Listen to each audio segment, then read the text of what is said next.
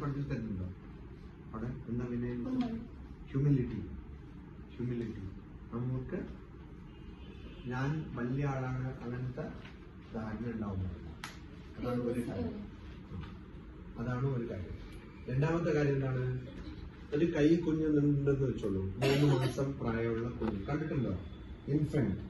അപ്പൊ ആ കുട്ടി കരഞ്ഞാൽ, ആ കുഞ്ഞ് കരഞ്ഞാൽ മറ്റുള്ള സ്ത്രീകൾക്ക് പോലും എന്തിനാ കരയുന്നത് മനസ്സിലാവില്ല. അമ്മയ്ക്ക് മാത്രമേ മനസ്സിലാവുള്ളൂ. വിശപ്പ് കൊണ്ടാണോ കരയുന്നത്, ഉറക്കമില്ലാത്തതുകൊണ്ടാണോ കരയുന്നത്, അല്ലെങ്കിൽ വേദന കൊണ്ടാണോ കരയുന്നത് മനസ്സിലാവില്ല. അതുപോലെ ആ കുട്ടിക്ക് പല ഭാഷകളുണ്ടാവും, അത് അമ്മയ്ക്കേ മനസ്സിലാവുള്ളൂ.